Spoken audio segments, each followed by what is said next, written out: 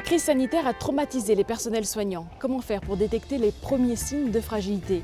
Christophe est infirmier libéral. Il s'est dévoué à ses patients pendant toute cette période. Il a connu l'émotion, la peur, l'épuisement. Aujourd'hui, il s'en est sorti, il a cherché des solutions pour aller mieux. Je vous propose d'aller le rencontrer. Madame Diaz, bonjour.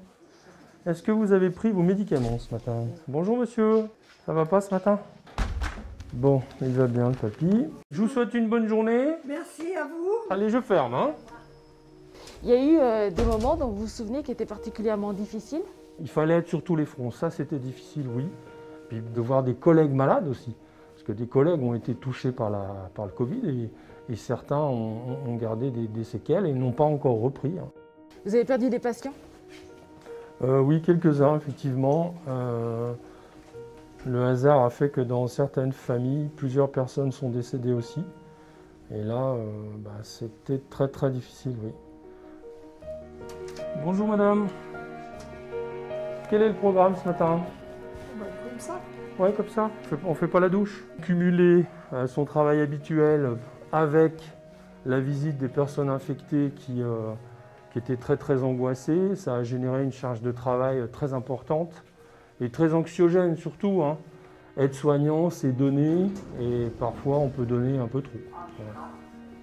Alors là, bon, j'en suis au mécanisme de défense des soignants. On se croit à l'abri et là pour le coup, le fait de mettre des mots, de prendre du recul par rapport à ce qu'on a vécu, ça me fait dire, ben voilà, maintenant tu sais que si tu vas trop loin, tu freineras parce que sinon tu vas droit dans le mur, quoi, voilà. Donc cette formation sur le burn-out, oui, elle m'a beaucoup apporté. Nous sommes à Marseille, c'est dans cette ville qu'a été conçue cette formation pour aborder le stress post-traumatique des soignants. Nous allons en savoir plus. Et puis surtout, bravo pour toutes ces vidéos que vous avez su mettre. Et puis surtout, je vais dire le côté un peu ludique, quoi, parce qu'il n'y a pas de prise de tête, quoi. Voilà. Merci, parce que c'est ce qu'on a essayé de faire justement sur un sujet qui n'est pas facile. Nous avons travaillé en fait sur une formation qui parle globalement des pathologies inhérentes aux professionnels de santé et on l'a retravaillé à la lumière bien sûr de la crise sanitaire pour essayer de sensibiliser le soignant au stress post-traumatique qui a pu ou qui va pouvoir survenir suite au gros investissement qui a été vécu par tous les professionnels, donc tous professionnels confondus bien sûr. Hein. Tout le monde a fait au mieux. Tout le monde a pris sur lui finalement, mais prendre sur soi, on sait qu'au bout d'un moment, on peut exploser en plein vol.